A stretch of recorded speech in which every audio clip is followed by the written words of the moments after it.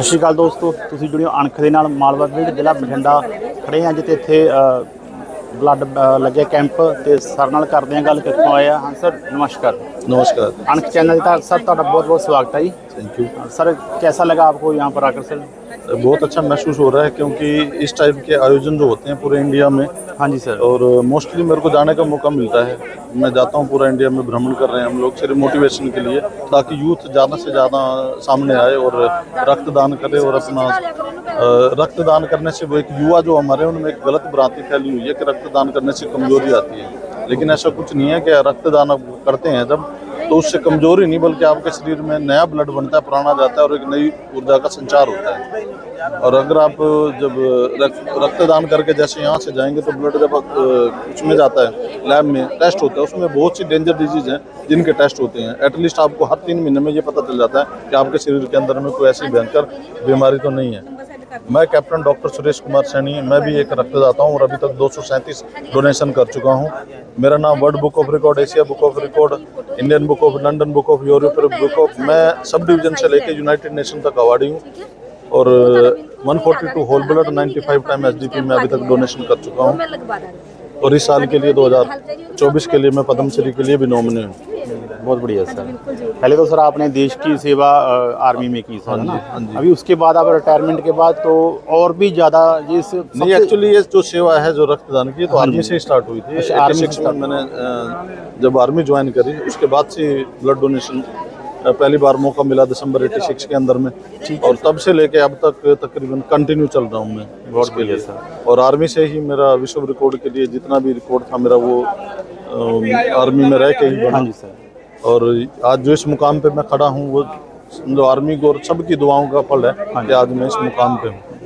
एक सर, और अभी आप जेकर किसी को किसी भी स्टेट पर ब्लड की जरूरत है ना, कोई इमरजेंसी में कोई ज़्यादा ब्लड की जरूरत पड़ती है, तो उसके लिए आप आगे आते हो सर? नेचुरली सर, मेरे को मतलब डेली कहीं ना कहीं से 2-4 कॉल ब्लड डोनेशन के लिए आती हैं। हाँ जी सर। और हमारा मेन मकसद रहता है कि भाई जो आपको डिमांड कर रहा है, हाँ जी सर, तो उसको भी कम से कम इस चीज़ के लिए आगे आना चाहिए कि उसका परिवार का या कोई भी आदमी कि वो डोनेट करे और वो इस मुहिम में जुड़े। हाँ जी सर। ये नहीं है कि क्योंकि ब्लड एक ऐसी चीज़ है कि साइंस चाहे हम लोग चांद पे पहुंच गए, कहीं पे पहुंच गए, हाँ जी सर, मेडिकल अभी तक इतनी तरक्की नहीं कर पाई है कि जो इसकी कोई अल्टरनेट ढूंढ पाए। हाँ जी सर। ब्लड का कोई भी आज तक सब्स्टिट्यूट नहीं बना है। ये सिर्फ गॉड की क्रिएशन है ह्यूमन बॉडी के अंदर, जो मानव शरीर इसको बनाता है, मैन्युफैक्चर करता है, और एक मानव दूसरे मानव को रक्तदान करके उसकी सहायता कर सकता है।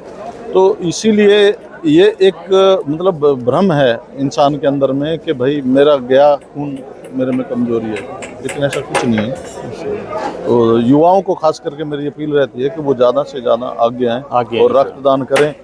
और रक्तदान करने से आपका स्वास्थ्य भी ठीक रहेगा और आपकी हेल्थ की केयर होती है। तो इसलिए आप जीते जी रक्तदान और मरने के बाद अंगदान का प्रण ले और अपने जीवन को सफल बनाएं। बहुत बढ़िया सर। एक सर और सवाल भी, किस उम्र में आदमी को रक्तदान नहीं करना चाहिए सर? इसमें कोई रक्तदान करने की जो आयु है वो 18 साल से लेकर 65 साल तक की आयु में रक्तदान कर सकता है। जो मेल कैंडिडेट है वो हर 3 महीने के बाद 90 डेज के बाद में डोनेशन कर सकता है, और जो फीमेल कैंडिडेट है वो 120 दिन के बाद यानी कि 4 महीने के बाद में डोनेशन कर सकते हैं।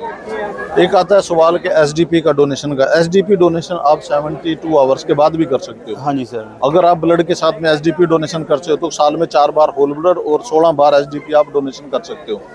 अगर आप सिर्फ एसडीपी डोनेशन करना चाहते हो, जिसके प्लेटलेट्स बोल रहे हैं, प्लेटलेट डोनेशन करना चाह रहे हो, हाँ जी, तो आप साल में 24 बार डोनेशन कर सकते हो। इससे कोई शरीर पे कोई साइड इफेक्ट नहीं होता, बल्कि आपके शरीर में जो चीज पुरानी जाएगी तभी नहीं आएगी ना। बिल्कुल। तो नया अगर खून बनेगा तो आपके नेचुरली आपके अंदर नए जोश आएगा, नई ऊर्जा का संचार मिलेगा आपके शरीर के अंदर में। तो ये 65 साल रहेगी, लेकिन एचबी है जो आपका जो मेल है उसमें 12.5 से ऊपर होना चाहिए। हाँ जी सर। और फीमेल है उसमें 12 से ऊपर होना चाहिए, तभी आप वो चीज कर सकते हो। सर एक और भी, कहीं किसी को कोई लंबी बीमारी हो ना, हाँ जी, उसमें उसी में रक्तदान नहीं करना चाहिए? नहीं, जिसको बीमारी है वो या मेडिसिन पे है, जो कुछ ऐसी चीजें हैं उनके लिए रक्तदान ठीक नहीं है। और जो शुगर पेशेंट है खास करके, जिनको शुगर है और उनको टेबलेट से कंट्रोल हो रही है, हाँ जी सर, वो इंसुलिन ले रहे हैं, इंजेक्शन नहीं ले रहे हैं, हाँ जी, वो डोनेशन कर सकते हैं। लेकिन जो इंजेक्शन ले रहा है वो उसको भी कोई डोनेशन का वो नहीं है, करना नहीं चाहिए कभी भी। और जिसका ऑपरेशन हुआ वो 1 साल तक कम से कम इस चीज को अवॉइड करे, ना करें, उसके बाद अगर डॉक्टर सलाह देता है तो आप डोनेशन जरूर करें। हाँ जी दोस्तों, जेकर ये वीडियो चंगी लगी, बहुत वधिया जानकारी दी है सर ने अपन ये वीडियो ਵੱਧ ਤੋਂ ਵੱਧ शेयर करो तो कमेंट करो ताकि अगे लोगों तक पहुँच सके तो ज़्यादा तो ज़्यादा लोग ब्लड दान कर सकन तो किसी वीर का कोई फायदा हो सके। अणख चंडे सर बहुत बहुत धन्यवाद टाइम देने। Thank you sir.